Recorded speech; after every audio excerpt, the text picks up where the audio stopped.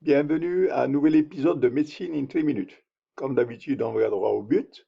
Le sujet est exposé de façon brève, claire et souvent illustrée. Le sujet d'aujourd'hui est à propos du plexus cœliaque. Alors, au cours de cette présentation, nous allons couvrir successivement la définition du plexus cœliaque, son anatomie, sa localisation, un rappel anatomique du système sympathique, les modalités de transmission au sein du plexus, l'intérêt clinique et les procédures du blocage du plexus. Alors, le plexus cœliaque est aussi appelé plexus solaire à cause de la radiation de ses fibres nerveuses.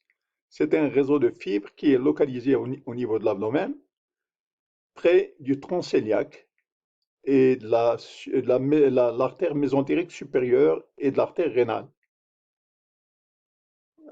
Tout ceci au niveau de l'aorte abdominale et pour être précis, c'est au niveau de la première vertèbre lombaire. Alors le plexus est formé par le grand et le petit splanchnic nerve des deux côtés et il y a également des fibres antérieures et postérieures du nerf vague. Alors nous sommes ici au niveau de la première vertèbre lombaire. Alors, ce qui est apposé directement sur la vertèbre lombaire, c'est l'aorte. Et devant l'aorte, c'est le plexus cœliaque. Ici, c'est la veine cave inférieure. Voyons ça un peu plus en détail. Donc, la vertèbre lombaire L1, ici c'est le foie, ici c'est la rate. Alors, la coupe du côlon descendant, les deux reins, droit et gauche. Alors, ici, on est en présence de l'aorte, ici de la veine cave inférieure. De façon antérieure, il s'agit de l'œsophage. Alors, euh, les deux vagues, où l'un est antérieur à l'œsophage, l'autre est postérieur à l'œsophage. Et voici notre tronc sympathique et le nerf splanchnique. Donc, le focus durant cette présentation, c'est ce tronc sympathique et c'est ce nerf splanchnique. Alors, sur une vue sagittale, alors ici, c'est l'aorte abdominale, le foie, l'estomac, le pancréas, et au-dessus du pancréas, c'est le tronc cœliaque. Alors, au-dessus du tronc cœliaque, c'est le plexus cœliaque entre le foie et le tronc cœliaque. Alors, le tronc cœliaque reçoit le grand et le petit splanchnic nerve qui sont et les branches du pneumogastrique droit. Alors, il y a deux ganglions cœliaques avec des fibres préganglionnaires qui viennent du nerf splanchnique et qui synapsent. Alors, les deux ganglions, ils sont sur les deux piliers du diaphragme. Voici l'aorte, voici le pilier droit, voici le pilier gauche et nos deux ganglions. Ils ont un diamètre de 2 cm chacun et les fibres préganglionnaires des plexus vont se diriger vers la glande surrénale. Le reste du plexus, il va descendre vers la haute abdominale et va se distribuer au niveau des viscères. Alors, sa localisation de près, ici c'est le pancréas, ici c'est le bord supérieur du pancréas. On a les deux reins, le rein droit et le rein gauche, les deux surrénales, et entre les deux, c'est notre plexus.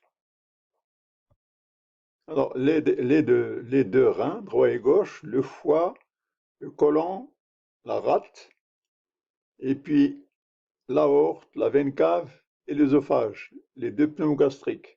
C'est ici les deux structures, sympathique et splanchnique. Alors, voici un rappel du système sympathique.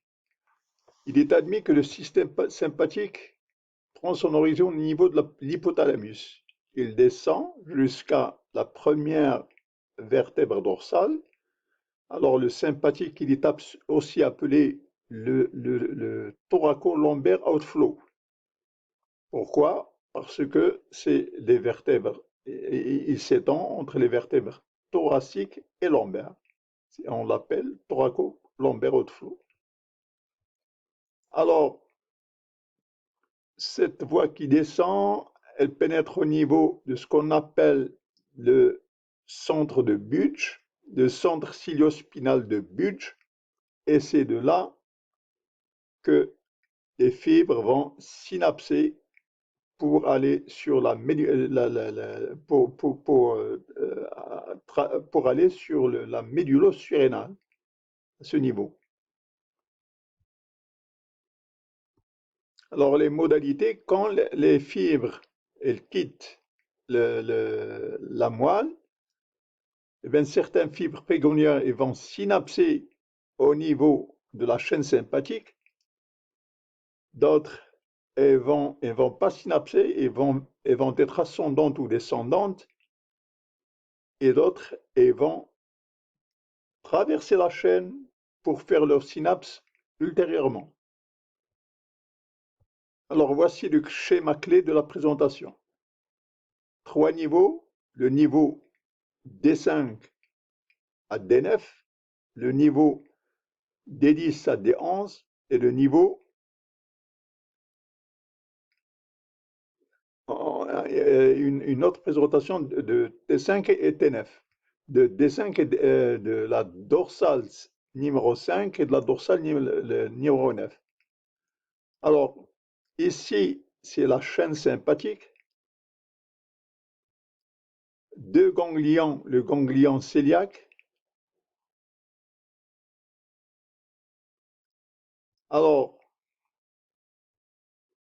les fibres, elles traversent la chaîne sympathique, elles vont traverser le ganglion, mais ils ne vont pas synapser au niveau du ganglion, ils vont directement sans synapser sur la médulo-surrénale. Donc,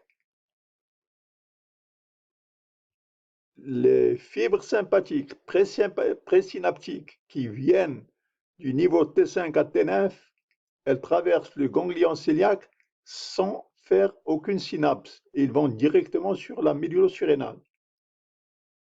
Alors, il y a deux branches. Il y a la branche qui vient de T5, T9, c'est le grand splanchnique, et celle qui vient de T10, D11, c'est le petit splanchnique. Par contre, les fibres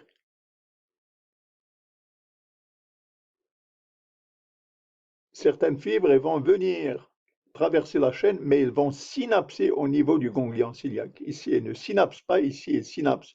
Mais quand ils synapsent, où est-ce qu'ils vont? Elles ne vont pas sur la médulo-surrénale, elles vont sur l'artère rénale. Les fibres qui synapsent se connectent avec l'artère rénale, les fibres qui ne synapsent pas, elles vont directement sur la médillaire. Ça, c'est pour le sympathique. Voyons ce qui est pour le parasympathique. Le parasympathique, il vient, lui, au niveau du nucléus du vague, au niveau du moteur nucléus du vague sur la médula. Alors, voici ce vague, ce pneumogastrique, cette paire ce nerf 10, qui, lui, il va traverser, il va suivre le trajet de l'artère rénale pour synapser à l'intérieur du rein. Alors, sympathique, parasympathique. Encore une fois, les fibres qui viennent de la moelle, certaines traversent la chaîne sympathique sans faire de synapse pour se connecter avec la médulo-surrénale, alors que d'autres fibres elles vont transiter à travers le... Alors, celles qui transitent à travers le ganglion cœliaque, elles ne synapsent pas, il n'y a pas de synapse. celle qui transite à travers le ganglion aortique, aortique rénal et le synapse. Je reprends le même schéma. Ganglion cœliaque, pas de synapse, vont directement sur la médule surrénale. Ganglion aortique, présynaptique et postsynaptique et vont au rein. Alors, en plus des fibres sympathiques et des fibres parasympathiques par le pneumogastrique, le vague 10, il y a aussi des fibres générales viscérales afférentes, que voici. Alors, quand un patient souffre au niveau de l'abdomen, pour des douleurs de cancer du pancréas, par exemple, pour un abdomen aigu ou pour un abdomen chronique, quand l'intensité de la douleur est intense, on fait un blocage du plexus cœliaque. Alors, c'est une procédure qui peut se faire en ambulatoire. Euh, il y a une sédation intraveineuse avec deux aiguilles séparées sous le contrôle de la guidance radiologique. Alors, cette technique a un intérêt diagnostique et un intérêt thérapeutique. Merci d'avoir assisté à cet épisode de Médecine en 3 minutes. Voulez-vous cliquer le bouton like et d'adhérer à la chaîne si vous ne l'êtes pas encore? Vos suggestions sont toujours vivement bienvenues.